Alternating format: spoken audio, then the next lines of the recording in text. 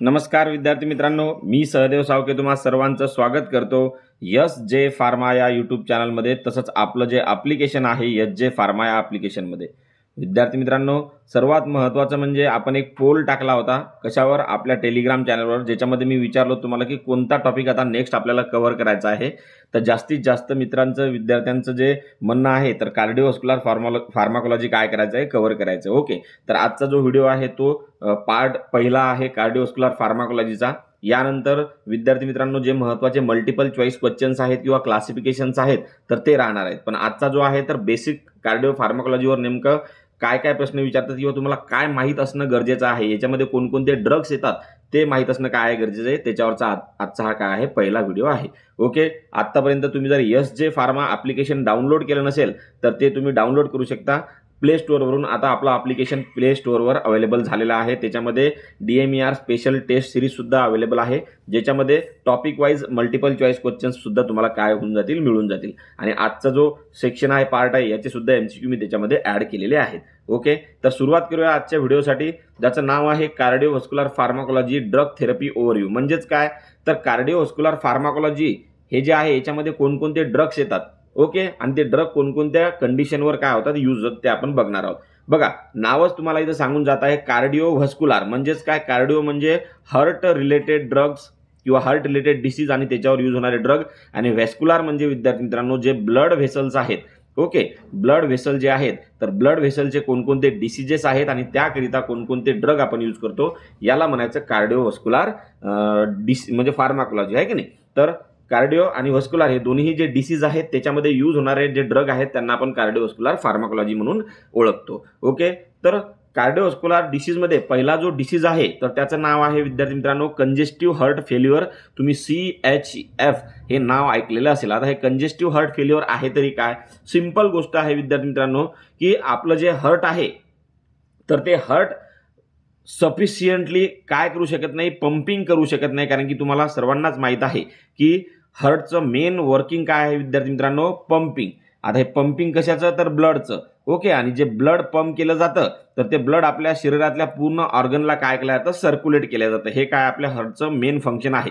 आता विद्यार्थी मित्रांनो, जेव्हा हार्ट व्यवस्थितरित्या पंप करत नाही त्याला आपण heart is unable to pump sufficient blood to meet the metabolic demands of the body. म्हणजे आपल्या बॉडीला जे जे पाहिजे ते मिळत नाही, आहे का नाही. आणि त्याच्यामुळं कशामुळे मिळत नाही, तर हार्ट व्यवस्थित पंप करत नाही ब्लड, त्याच्यामुळे मिळत नाही. या डिसीजला म्हणायचं कंजेस्टिव्ह हार्ट फेल्युअर. ओके, आता हार्ट व्यवस्थित ब्लड पंप करत नाही त्याच्यामुळे काय होतं, मग जे वेगवेगळे बाकीचे ऑर्गन्स आहेत त्याच्यामध्ये काय होतं, फ्लुइड रिटेन्शन वगैरे होतं, फ्लुइड साचतं, आहे का नाही. तर असे वेगवेगळे याच्यामुळे काय होतात विद्यार्थी मित्रांनो, कॉम्प्लिकेशन्स होतात. या कंडिशनला म्हणायचं काय, म्हणायचं कंजेस्टिव्ह हार्ट फेल्युअर. मग कंजेस्टिव्ह हार्ट फेल्युअर हा झाला डिसीज कशाचा, हार्टचा. इथं हार्टचा झाला म्हणजे कार्डिओचा डिसीज झाला हार्टचा. ओके, आणि याच्यामध्ये जे ड्रग यूज होतात तर ते कोणकोणते आहेत ते तुम्हाला विचारू शकतात की कंजेस्टिव्ह हार्ट फेल्युअरमध्ये खालीलपैकी कोणता ड्रग यूज करतात किंवा करत नाहीत. हे बेसिक प्रश्न झाला. किंवा कंजेस्टिव्ह हार्ट फेल्युअर म्हणजे नेमकं काय, तर हे तुम्हाला माहीत असायला पाहिजे. तर इथं पूर्ण डेफिनेशन दिलेली आहे, तुम्ही वाचू शकता विद्यार्थी मित्रांनो. पण बेसिक जो कन्सेप्ट आहे तो मी तुम्हाला इथं सांगितलेला आहे. याची PDF आपली जी टेस्ट सिरीज आहे त्याच्यामध्ये मी काय करतो, अपलोड करून देतो. ओके, मग या कंजेस्टिव्ह हार्ट फेल्युअरमध्ये जेव्हा हार्ट व्यवस्थितरित्या पंप करू शकत नाही ब्लड, त्याच्यामध्ये कोणकोणते ड्रग यूज करतात, तुम्हाला असा प्रश्न बेसिकमध्ये येऊ शकतो. तर ड्रग कोणकोणते यूज करू शकतात, सर्वात महत्त्वाचं म्हणजे कार्डियाक ग्लायकोसाइड. आता हे कार्डिओ टॉनिक असतात. जर हार्ट व्यवस्थित पंप करत नसेल याचा अर्थच हार्ट काय आहे, व्यवस्थितरित्या काम करत नाहीये, कमकुवत झालेले आहे, त्याच्यासाठी आपण कार्डिओ टॉनिक ड्रग देऊ शकतो. त्याला आपण डिगॉक्झिन वगैरे म्हणू शकतो, आहे का नाही, कार्डिओ टॉनिक ड्रग. ओके, हे काय करतात, इन्क्रीज मायोकार्डियल कॉन्ट्रॅक्टिलिटी. त्याच्यामध्ये ड्रग काय करतं, हार्ट काय करतं, कॉन्ट्रॅक्ट करतं आणि त्याचं पंपिंगचं काम व्यवस्थितरित्या करतं. ओके, त्याच्यानंतर काही ड्रग आहेत विद्यार्थी मित्रांनो, दुसरे ड्रग जे की डायुरेटिक आपण याच्यामध्ये यूज करू शकतो कंजेस्टिव्ह हार्ट फेल्युअरमध्ये. फ्युरेसेमाइड झालं, स्पायरोनलॅक्टोन, हे मी फक्त एक्झाम्पल सांगत आहे तुम्हाला कन्सेप्ट समजण्यासाठी. तर डायुरेटिक सुद्धा आपण कंजेस्टिव्ह हार्ट फेल्युअरमध्ये यूज करू शकतो. आता मी तुम्हाला अगोदरच सांगितलं होतं, जेव्हा हार्ट व्यवस्थित पंप करत नाही त्याचाच अर्थ बाकीचे जे ऑर्गन्स आहेत त्याच्यामध्ये फ्लुइड काय होऊ शकतं, रिटेन्शन होऊ शकतं, फ्लुइड रिटेन्शन वगैरे होऊ शकतं. मग फ्लुइड ओव्हरलोड किंवा रिटेन्शन जर झालं तर ते फ्लुइड बाहेर टाकणं गरजेचं असतं. तेव्हा आपलं ऑर्गन जे आहेत ते इडेमा वगैरे कमी होऊन जाईल. ऑर्गन इडेमा म्हणजे फ्लुइड साचणे वगैरे आपल्या ऑर्गनमध्ये, तर ते कमी होऊन जाईल. त्यासाठी आपण डायुरेटिक सुद्धा CHF मध्ये यूज करू शकतो.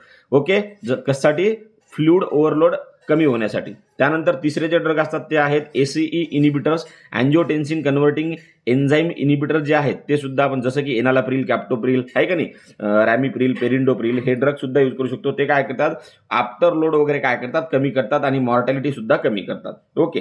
त्यानंतर बीटा ब्लॉकर जे आहेत ते सुद्धा आपण यूज करू शकतो या कंजेस्टिव्ह हार्ट फेल्युअरमध्ये.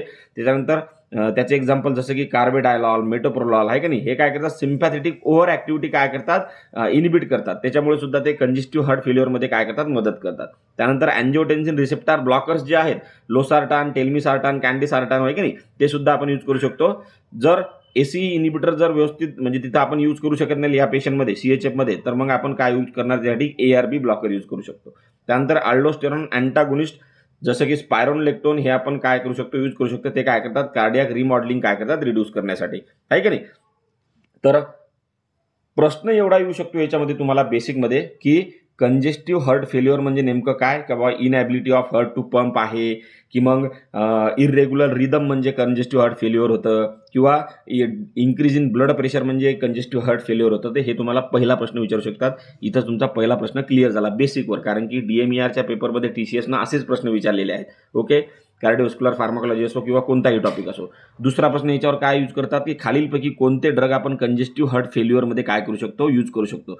तर मी आता तुम्हाला ड्रगचे नाव सांगितले, जसे की cardiac glycoside, diuretic, ACE inhibitor, beta blockers, ARB blockers आहे का नाही, आणि अल्डोस्टेरॉन हे आपण यूज करू शकतो. मग तुम्हाला याच्यापैकी 3 ऑप्शन देतील विद्यार्थी मित्रांनो, आणि एक ऑप्शन दुसरंच काहीतरी भलतं देतील आहे का नाही. तर ते तुम्हाला काय करायचं, ओळखायचं आहे, की जेव्हा तुम्हाला हे 4-5 माहीत असतील की कोणकोणते यूज करतात, मग तेव्हा तुम्ही कोणता यूज करत नाही ते काय करू शकता, ओळखू शकता. हा झाला बेसिकवर प्रश्न.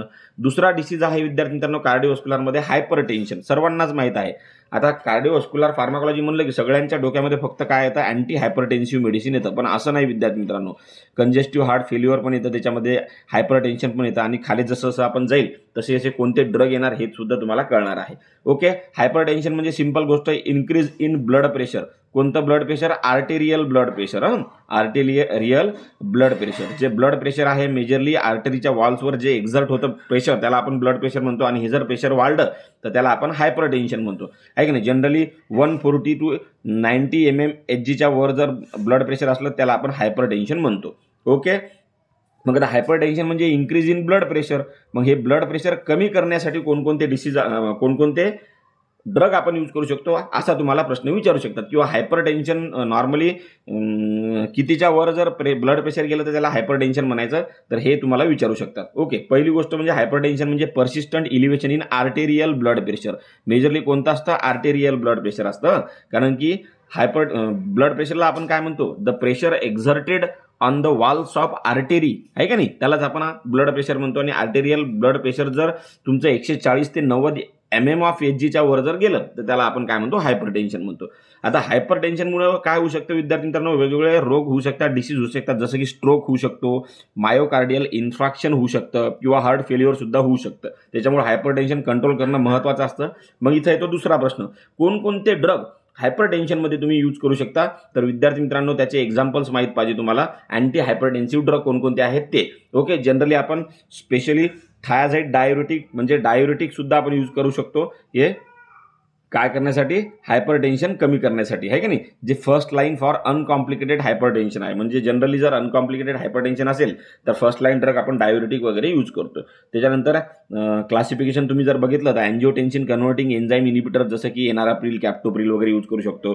त्यानंतर अँजिओटेन्सिन रिसेप्टर ब्लॉकर यूज करू शकतो जसं की लोसार्टान, कॅल्शियम चॅनल ब्लॉकर जसं की अँब्लोडेपिन, व्हेराप्रॅमिल आहे की नाही. त्यानंतर बीटा ब्लॉकर सुद्धा आपण यूज करतो, ॲटेनोलॉल, मेटोप्रोलॉल. त्यानंतर अल्फा ब्लॉकर जसं की प्राझोसिन हे सुद्धा यूज करू शकतो. त्यानंतर सेंट्रली ॲक्टिंग ड्रग जे आहेत जसं की क्लोनिडिन आणि मिथाइल डोपा अल्फा 2 ॲगोनिस्ट असतात आहे की नाही. तर हे ड्रग सुद्धा आपण काय करू शकतो, हायपरटेन्शनमध्ये यूज करू शकतो. आता तुम्ही म्हणसाल सर याच्यामध्ये तुम्ही काहीच सांगितलं नाही, फक्त तुम्हाला माहीत असायला पाहिजे की कार्डिओव्हास्क्युलर फार्माकोलॉजीमध्ये कोणकोणते ड्रग येतात आणि त्याच्यावर कोणकोणते ड्रग यूज करतात, डिसीज कोणकोणते येतात आहे की नाही. हे झालं बेसिक. याच्यानंतर जेव्हा आपण मल्टिपल चॉईस क्वेश्चन डिस्कस करणार त्याच्यामध्ये तर पूर्ण डिस्कस करणार आहे. त्यानंतर येतो अरेथमिया. आता अरेथमिया हा सुद्धा काय आहे, हार्टचा डिसीज आहे, कार्डिओचा डिसीज आहे. वरचे जे तिन्ही डिसीज आहेत, कंजेस्टिव्ह हार्ट फेल्युअर, त्याच्यानंतर हायपरटेन्शन आणि हार्ट हा कशाचा आहे विद्यार्थी मित्रांनो, अरेथमिया हा कशाचा डिसीज आहे, हार्टचा डिसीज आहे, म्हणजे कार्डिओ डिसीज आहे. तर अरेथमिया म्हणजे काय, नॉर्मल जो रिदम असतो नॉर्मल रिदम, रिदम म्हणल्यापेक्षा हार्ट रेटच म्हणू शकतो आपण याला. हार्ट रेट जो आहे नॉर्मल तो काय होतो, डिस्टर्ब होतो. एक तर हार्ट रेट कमी होतो आपल्या हार्टचा किंवा वाढतो. तर हे कमी होणे किंवा वाढणे याला काय म्हणायचं, अरेदिमिया आहे की नाही. म्हणजे रिदम जो आहे तो ब्रेक झाला, एकतर कमी झाला हार्ट रेट किंवा वाढला आहे का. जर कमी झाला तर त्याला आपण ब्रॅडिकार्डिया म्हणतो आणि जर जास्त झाला तर त्याला आपण टॅकिकार्डिया म्हणतो. आलं लक्षात. तर हे झाले विद्यार्थी मित्रांनो अरेथमियाचे प्रकार असतात. तर अरेथमियामध्ये सुद्धा वेगवेगळे ड्रग यूज करतात आहे की नाही. तर त्याला आपण अँटी अरेथमिक ड्रग म्हणतात आणि अँटी अरेथमिक ड्रगचं जे क्लासिफिकेशन दिलेलं आहे तर हे कोणा दिलेलं आहे, ओगन आणि विल्यम्स यांनी दिलेलं आहे. हेच मेन क्लासिफिकेशन असतं. जसं की class 1 drug, class 2 drug, class 3 आणि क्लास 4 ड्रग. याच्यावर तुम्हाला असा प्रश्न विचारू शकतात की क्लास 1 ड्रगमध्ये कोणते ड्रग येतात. तर सोडियम चॅनल ब्लॉकर्स क्लास 1 मध्ये येतात, बीटा ब्लॉकर्स क्लास 2 मध्ये येतात, त्यानंतर पोटॅशियम चॅनल ब्लॉकर्स क्लास 3 मध्ये येतात आणि क्लास 4 जो आहे त्याच्यामध्ये कॅल्शियम चॅनल ब्लॉकर्स येतात. आणि याचे एक्झाम्पल सुद्धा तुम्हाला विचारू शकतात. जो क्लास 1 आहे त्याच्यामध्ये 2-3 सब क्लासेस पडतात, class 1A, class 1B, class 1C. तर त्याचे सुद्धा एक्झाम्पल आपल्याला विचारू शकतात. ओके. तर हे आता आपण जेव्हा MCQ डिस्कस करणार तेव्हा आपण बघणार. पण जनरल अरेथमिया आणि त्याच्यामध्ये कोणते ड्रग यूज करतात हे तुम्हाला माहित असायला पाहिजे. जसं की सोडियम चॅनल ब्लॉकरमध्ये क्विनिडिन, लिडोकेन, फ्लिकेनामाइड, बीटा ब्लॉकरमध्ये प्रोपॅनोलॉल आणि मेटोप्रोलॉल, त्याच्यानंतर पोटॅशियम चॅनल ब्लॉकरमध्ये अमिओडॅरोन आणि सोटॅलॉल विचारतात. त्यानंतर क्लास 4 जो आहे त्याच्यामध्ये कॅल्शियम चॅनल ब्लॉकरमध्ये व्हेरापॅमिल आणि डिल्टियाझम विचारतात. आणि अदर ॲडिनोसिन, डिगॉक्झिन हे सुद्धा त्याच्यामध्ये ड्रग्स आहेत अरेथमियामध्ये यूज होणारे. आलं लक्षात. त्यानंतर जो चौथा डिसीज आहे हार्ट रिलेटेड कार्डिओस्कुलर फार्माकोलॉजीमध्ये ज्याच्यामध्ये ड्रग आपण यूज करतो तर तो आहे अंजायना पेक्टोरी. सिंपल गोष्ट आहे विद्यार्थी मित्रांनो, आपलं जे हार्ट आहे तर ते काम करतं पंपिंगचं. ओके. पण या हार्टला ऑक्सिजन सप्लाय करणारी एक आर्टरी असते. का असते, हार्टला ऑक्सिजन सप्लाय करणारी एक आर्टरी असते, कोरोनरी आर्टरी. कोणती, कोरोनरी आर्टरी. मग या कोरोनरी आर्टरीमध्ये काही ब्लॉकेज वगैरे किंवा व्हॅसोस्पाझम वगैरे जर झाला तर काय होऊ शकतं, या हार्टला व्यवस्थित ऑक्सिजन पुरवल्या जात नाही. म्हणजे हार्टची जी डिमांड आहे ऑक्सिजनची आहे का नाही, तर ती डिमांड पुरी होत नाही. म्हणजे एक असतो सप्लाय, म्हणजे हार्टला ऑक्सिजनचा सप्लाय झाला पाहिजे या कोरोनरी आर्टरीद्वारे. तर तो ऑक्सिजन सप्लाय जर झाला तर हार्ट व्यवस्थित काम करेल. म्हणजे डिमांड पूर्ण झाली तर, म्हणजे सप्लाय आणि डिमांड याच्यामध्ये जर काही ब्रेक थ्रू आला, म्हणजे डिमांड आहे जास्त आणि सप्लाय होत आहे एकदम कमी आहे का नाही, तर त्याच्यामुळे काय होऊ शकते, अंजायना पेक्टोरिस होऊ शकतो. आणि अंजायना पेक्टोरिसमध्ये काय होतं विद्यार्थी मित्रांनो, जे लेफ्ट साईड आहे तर त्या लेफ्ट साईडमध्ये काय होऊ शकतं, पेन होऊ शकतं. जसं की बघा, angina pectoris is the chest pain due to transient myocardial ischemia without infarction. Okay. It occurs when oxygen supply to the myocardium is insufficient for its demand. म्हणजे जेवढी डिमांड आहे त्याच्यापेक्षा ऑक्सिजनचा सप्लाय त्याला काय होत आहे, हार्टला कमी होत आहे. त्याच्यामुळं चेस्ट पेन होत आहे. कोणत्या साईडला, लेफ्ट साईडला आहे का नाही. ही चेस्ट पेन काय होऊ शकते विद्यार्थी मित्रांनो, पूर्ण लेफ्ट साईडच्या हँड आहे का नाही तिकडे काय होऊ शकते, ट्रान्सफर होऊ शकते. आलं लक्षात. आता हे जो अंजायना पेक्टोरिस असतो हा वेगवेगळ्या टाईपचा असतो. एक असतो स्टेबल, दुसरा असतो अनस्टेबल आणि तिसरा असतो व्हेरियंट. असे 2-4 टाईप आहेत. ओके. तर स्टेबल म्हणजे काय विद्यार्थी मित्रांनो, म्हणजे तुम्ही काही काम करत नाही आहे, ओके, तेव्हा तुम्हाला काहीच होत नाही. पण जर तुम्ही एक्झर्शन किंवा एक्सरसाइज वगैरे जर केली तर काय होतं विद्यार्थी मित्रांनो, तुम्हाला चेस्ट पेन वगैरे होऊ शकतो. याला म्हणायचं स्टेबल. म्हणजे जेव्हा तुम्ही स्टेबल असता तेव्हा काही होत नाही, याचा अटॅक येत नाही. पण जर तुम्ही एक्सरसाइज केली, ओके, तर त्याला काय म्हणायचं, स्टेबल म्हणायचं. म्हणजे स्टेबल अंजायना हा जो आहे, स्टेबल असताना याच्यामध्ये काही होत नाही. ओके. पण तुम्ही जर एक्सरसाइज केली तर तुम्हाला काय होऊ शकते, याचा अटॅक होऊ शकतो. अनस्टेबल म्हणजे काय, हा अनस्टेबल आहे. म्हणजे तुम्ही रेस्ट जरी असले, म्हणजे तुम्ही बसेल जरी असले विद्यार्थी मित्रांनो, तरी तुम्हाला काय होऊ शकतो, याचा अटॅक येऊ शकतो. त्याला आपण अनस्टेबल अंजायना म्हणतो. ओके. आणि त्याच्यानंतर असतो एक व्हेरियंट अंजायना. ही जी कोरोनरी आर्टरी आहे तर हिचं व्हॅसो कॉन्स्ट्रिक्शन किंवा हिचं व्हॅसोस्पाझम झाल्यामुळे विद्यार्थी मित्रांनो काय होऊ शकतो, हा प्रिन्झमेंटल किंवा व्हेरियंट अंजायना होऊ शकतो. ओके. मग जे अंजायना पेक्टोरिसमध्ये यूज होणारे ड्रग आहेत तर ते कोणकोणते आहेत, तुम्हाला असे विचारू शकतात खालीलपैकी अंजायना पेक्टोरिसमध्ये खालीलपैकी कोणते ड्रग यूज होतात किंवा होत नाहीत असा प्रश्न विचारू शकतात. तर पहिले ड्रग असतात नायट्रेट्स. त्याच्यामध्ये नायट्रोग्लिसरीन आहे. हे काय करतात, प्रीलोड काय करतात, रिड्यूस करतात, लोड रिड्यूस करतात आहे का नाही. आणि चेस्ट पेन त्याच्यामुळे काय होतं, रिलीव्ह होतं. बीटा ब्लॉकर सुद्धा यूज करू शकतो. मेटोप्रोलॉल याच्यामध्ये ऑक्सिजन डिमांड काय करतात, हे रिड्यूस करतात. कॅल्शियम चॅनल ब्लॉकर सुद्धा आपण यूज करू शकतो. अँब्लोडिपिन, व्हेरापॅमिल वगैरे आहे की नाही. हे काय करतात, आफ्टर लोड काय करतात, रिड्यूस करतात आहे की नाही, व्हॅसोडायलेशन वगैरे ते झाल्यामुळं या कॅल्शियम चॅनल ब्लॉकरमुळं. त्यानंतर रॅनोलाझिन जे आहे तर हे विद्यार्थी मित्रांनो क्रोनिक स्टेबल अंजायनामध्ये यूज करतात, inhibit late sodium current, antiplatelet agent सुद्धा आपण याच्यामध्ये यूज करू शकतो, ॲस्पिरिन वगैरे, टू प्रिव्हेंट थ्रोम्बस फॉर्मेशन. मग हे 2-4 प्रकारचे ड्रग अंजाना पेक्टोरिसमध्ये यूज होतात. तर तुम्हाला पेपरमध्ये विचारू शकतात की खालीलपैकी कोणते ड्रग यूज करत नाहीत, आहे की नाही. आलं लक्षात. मग हे एवढे तुम्हाला ध्यानात ठेवायचं आहे आणि याच्या सोडून जर दुसरं तुम्हाला ऑप्शन आलं तर ते तुम्हाला काय करायचं, टिक करायचं आहे. त्याच्यानंतर येतो विद्यार्थी मित्रांनो हायपरलिपिडेमिया. आता हा जो डिसीज आहे विद्यार्थी मित्रांनो हा येतो तुमच्या कशाच्या रिलेटेड, व्हेसलच्या रिलेटेड, व्हेस्क्युलर डिसीज आहे, व्हेसलच्या रिलेटेड. ओके, किंवा हो व्हेसलच्या रिलेटेड म्हणू शकतो आपण, कारण की लिपिडची लेवल वाढल्यामुळे, कोलेस्ट्रॉल वगैरे वाढल्यामुळं, ट्रायग्लिसराईड वगैरे वाढल्यामुळं जे आर्टरीज आहेत किंवा व्हेन्स आहेत त्याला आपण ब्लड व्हेसल्स म्हणतो, त्यांच्यामध्ये काय तयार होऊ शकतो, क्लॉट तयार होऊ शकतो. क्लॉट म्हणल्यापेक्षा अथेरोस्क्लेरोसिस म्हणजे कोलेस्ट्रॉलचा लेअर काय होऊ शकतो, साचू शकतो, त्याच्यामुळे काय होऊ शकतं, ब्लड सप्लाय व्यवस्थित होणार नाही, त्याला आपण हायपरलिपिडेमिया म्हणतो. ओके, हा कशाचा रिलेटेड आहे, ब्लड व्हेसल्सच्या रिलेटेड डिसीज आहे. म्हणजे hyperlipidemia is the condition characterize by the elevated levels of lipids, जसं की कोलेस्ट्रॉल आणि ट्रायग्लिसराईड, आहे का नाही. हे ब्लडमध्ये काय होतात, इलिव्हेटेड लेवल होतात आणि त्याच्यामुळे increase risk of atherosclerosis. Atherosclerosis म्हणजे काय विद्यार्थी मित्रांनो, ब्लड व्हेसल्समध्ये काय तयार होतं, क्लॉट तयार होतो, या कोलेस्ट्रॉलचा क्लॉट, किंवा त्याला आपण काय म्हणू शकतो, प्लॅक्यू म्हणू शकतो, आहे की नाही. हे म्हणजे ट्रायग्लिसराईड किंवा जे कोलेस्ट्रॉल याचा प्लॅक्यू तयार होतं, त्याच्यामुळं हे जे डायमीटर आहे हे कमी होतं आणि याच्यामधून ब्लड काय होणार नाही, व्यवस्थित फ्लो होणार नाही, कारण की इथं रेस्ट्रिक्शन आलं थोडंफार, आहे की नाही. तर त्याला आपण काय म्हणू शकतो, हायपरलिपिडेमिया म्हणू शकतो. आणि हायपरलिपिडेमियामुळे काय होण्याची रिस्क असते, अथेरोस्क्लेरोसिस, कोरोनरी आर्टरी डिसीज आणि स्ट्रोक होण्याची सुद्धा काय असते विद्यार्थी मित्रांनो, पॉसिबिलिटी असते. ओके, मग याच्यामध्ये कोणकोणते ड्रग आपण यूज करू शकतो हायपरलिपिडेमियामध्ये, सिंपल गोष्ट आहे, लिपिड लेवल कमी करणारे, म्हणजेच काय, अँटी हायपरलिपिडेमिक, आहे की नाही.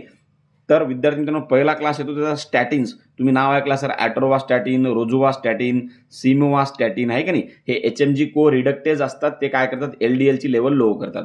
फायब्रेट्स नाव ऐकलं असेल तुम्ही, जेमफिब्रोजिल, फेनोफिब्रेट, आहे का नाही, हे काय करतात, PPAR अल्फा ॲक्टिवेटर आहे, त्याच्यामुळे ट्रायग्लिसराईड कमी करतात. त्याच्यानंतर नायासिन, व्हिटॅमिन B3चं नाव ऐकलं असेल, हे व्हेरी लो डेन्सिटी लिपोप्रोटीनचं सिंथेसिस काय करतात, कमी करतात, आहे का नाही. त्याच्यानंतर बाईल ॲसिड सिक्वेस्ट्रंट जसं की कोलेस्टायरामाइन, हे सुद्धा विद्यार्थी मित्रांनो आपण अँटी हायपरलिपिडेमिक म्हणून काय करू शकतो, यूज करू शकतो. आणि त्याच्यानंतर PCSK9 इनिबिटर आहेत जसं की इव्होलोकुमॅब, आहे की नाही. तर हे सुद्धा आपण काय करू शकतो, यूज करू शकतो. म्हणजेच जे ब्लड व्हेसलचा डिसीज आहे हायपरलिपिडेमिया, त्याच्यामध्ये यूज होणारे ड्रग कोणते आहेत, तर अँटी हायपरलिपिडेमिक, जे की लिपिडची लेवल काय करतात, कमी करतात. ओके, आता इथं तुम्हाला डिसीज त्याच्यामध्ये कोणकोणते ड्रग यूज होत आहेत हेच समजून घ्यायचे, म्हणजे कार्डिओव्हास्क्युलर फार्माकोलॉजीमध्ये आपल्याला काय काय वाचायचं आहे याच्याबद्दल तुम्हाला काय येऊन जाते, आयडिया येऊन जाते.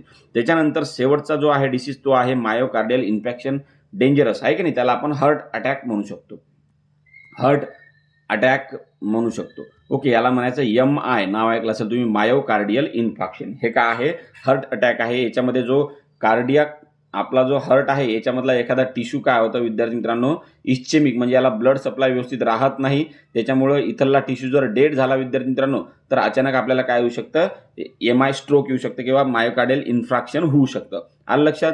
जसं की बघा याच्याबद्दल माहिती दिलेली, myocardial infection is the irreversible necrosis, म्हणजे तो जो पार्ट आहे हार्ट मसलचा तो काय झाला, नेक्रोसाइज झाला, म्हणजेच डेड झाला, आहे का नाही, due to the prolong ischemia. Ischemia म्हणजे त्याला ब्लड सप्लाय व्यवस्थित झाला नाही, त्याच्यामुळे तो काय नेक्रोसिस झालं त्या मसलचं, हार्ट मसलचं, आणि तो पार्ट किंवा टिश्यू जो आहे हार्टचा तो डेड झाला, आहे का नाही. मग it is commonly result from the rupture of atherosclerotic plaque. जर तुमच्या ब्लड व्हेसल्समध्ये, कोरोनरी आर्टरीमध्ये किंवा ब्लड व्हेसलमध्ये जर एखादा अथेरोस्क्लेरोटिक प्लॅक्यू असेल, कोलेस्ट्रॉलचा वगैरे किंवा लिपिडचा, आणि तो जर रप्चर झाला अचानक आणि कुठे जाऊन अटकला आणि तिथं नंतर ब्लडचा सप्लायच होणार नाही, आहे की नाही, त्याच्यामुळे सुद्धा होऊ शकतं. किंवा थ्रोम्बस फॉर्मेशनमुळे सुद्धा होऊ शकतं. एखाद्या ठिकाणी जर ब्लडचा क्लॉट वगैरे काय झाला आहे हार्टमध्ये, मसल्समध्ये किंवा हार्टमध्ये जे ब्लड सप्लाय करत आहे आर्टरी वगैरे, तिथं जर काही ब्लड क्लॉट थ्रोम्बस काय झाला, अटकला, तर इकडे ब्लड सप्लाय होणार नाही, म्हणजे हा टिश्यू काय होऊन जाईल विद्यार्थी मित्रांनो, नेक्रोसाइज किंवा डेट होऊन जाईल, त्याच्यामुळे सुद्धा मायोकार्डियल इन्फेक्शन होऊ शकतं, आहे का नाही. कोरोनरी आर्टरीमध्ये जर असा थ्रोम्बस वगैरे झाला तर ब्लड सप्लाय तिथं जाणार नाही, त्याच्यामुळे तिथला टिश्यू जो आहे हार्ट टिश्यू तर तो डेड होऊन जाईल आणि मायोकार्डियल इन्फेक्शन MI होण्याचे चान्सेस असतील. ओके, तर याच्यामध्ये वेगवेगळे ड्रग यूज करतात, त्याची ट्रिक इथं दिलेली आहे, मोना बॅश म्हणून ध्यानात ठेवायचं आहे, MONABASH. M म्हणजे काय तर मॉर्फिन, जसं की जास्त पेन होऊ शकतं किंवा अँझायटी होऊ शकतं, ते रिड्यूस करण्यासाठी आपण मॉर्फिन देऊ शकतो. ओ म्हणजे ऑक्सिजन द्यावं लागेल आपल्याला.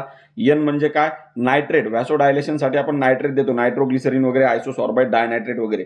ओके. त्याच्यानंतर येतं ए म्हणजे ॲस्पिरिन. ॲस्पिरिन अँटीप्लेटलेट एजंट आहे, म्हणजे ब्लडचा क्लॉट तयार होत नाही, थ्रोम्बस तयार होत नाही, त्यामुळे आपण ॲस्पिरिन देऊ शकतो. त्याच्यानंतर बी म्हणजे बीटा ब्लॉकर्स, रिड्यूस मायोकार्डियल आणि ऑक्सिजन डिमांड. याच्यामुळे मायोकार्डियल आणि ऑक्सिजन डिमांड कमी होईल, त्याच्यामुळे हार्ट वर जास्त लोड येणार नाही. ओके. त्याच्यानंतर एसी इनिबिटर्स आहे का नाही, ए म्हणजे एसी इनिबिटर आपण यूज करू शकतो, prevent remodeling and reduce the mortality.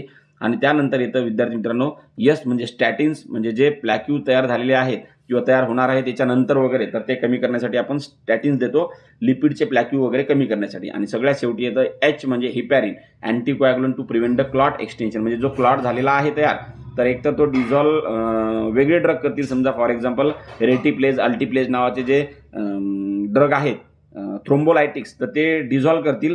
पण हा क्लॉट जो आहे हा वाढू नये याच्यासाठी आपण काय देऊ शकतो, हिपॅरिन ॲज अ अँटीकोॲग्युलंट म्हणून देऊ शकतो. आलं लक्षात.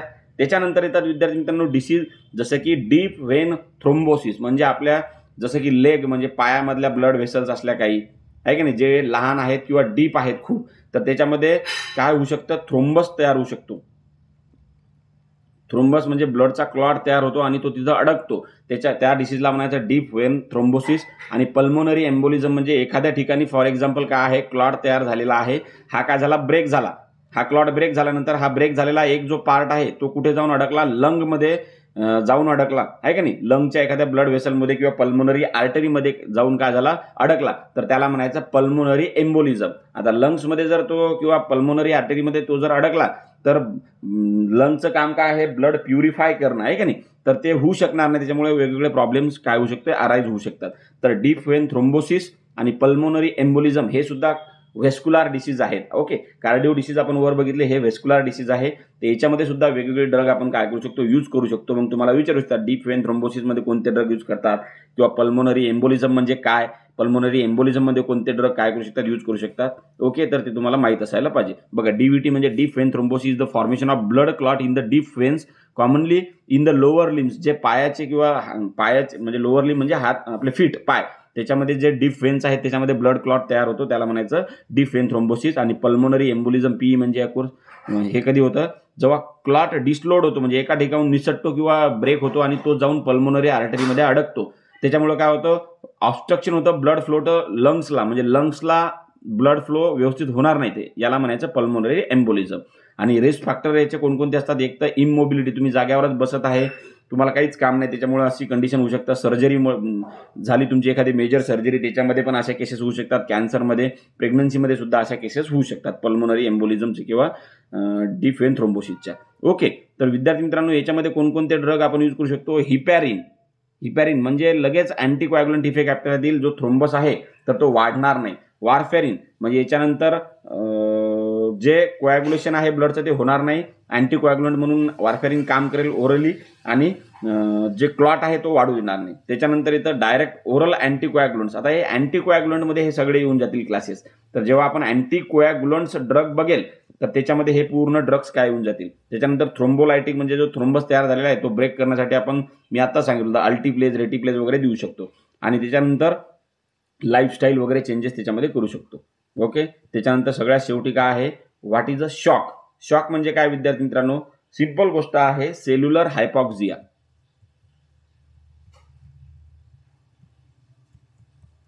म्हणजेच काय, जे आपले वेगवेगळे बॉडीचे ऑर्गन्स आहेत त्यांना ब्लड सप्लाय व्यवस्थित जर झाला नाही तर हायपॉक्सिया म्हणजे ऑक्सिजन पूर्णपणे कमी होऊन जाईल त्या ऑर्गनमध्ये, त्याला आपण सेल्युलर हायपॉक्सिया म्हणतो. आणि त्याच्यामुळे वेगवेगळे कॉम्प्लिकेशन्स होऊ शकतात.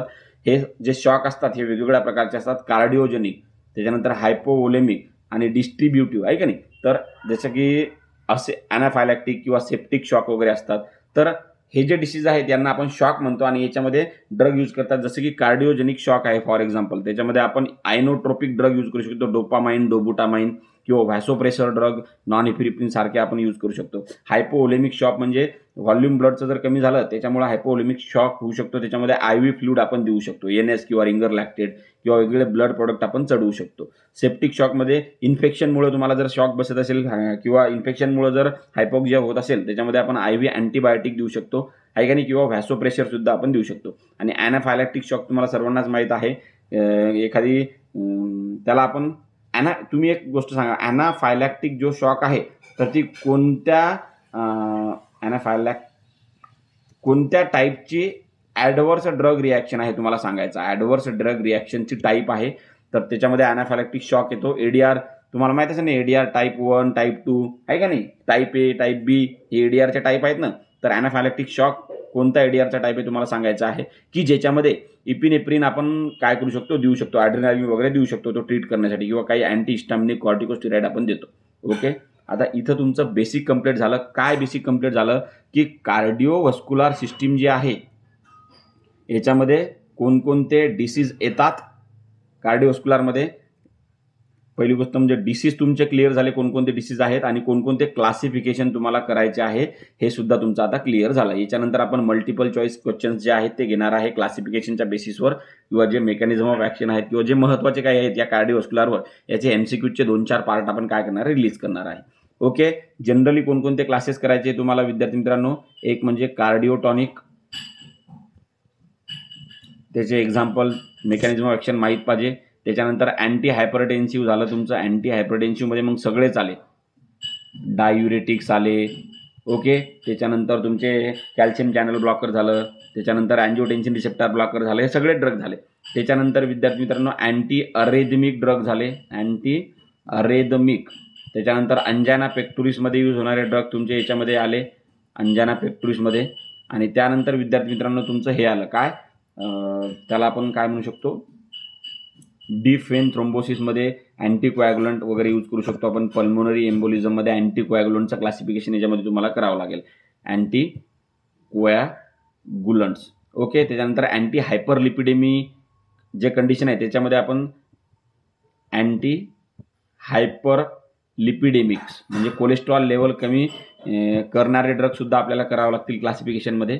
आणि त्याच्यानंतर थ्रोम्बोलायटिक्समध्ये आपण अल्टीप्लेज, रेटिप्लेज, त्याच्यानंतर टेनेक्टिप्लेज असे वेगवेगळे थ्रोम्बोलायटिक आहेत ते सुद्धा आपल्याला करावं लागतील. म्हणजे एवढे क्लासेस या डिसीजवर यूज होतात हे माहीत असायला पाहिजे. आणि एवढे क्लासेस, त्यांचे classification, mechanism of action, adverse drug reaction हे तुम्हाला कार्डिओव्हास्क्युलर फार्माकोलॉजीमध्ये बघायचं आहे.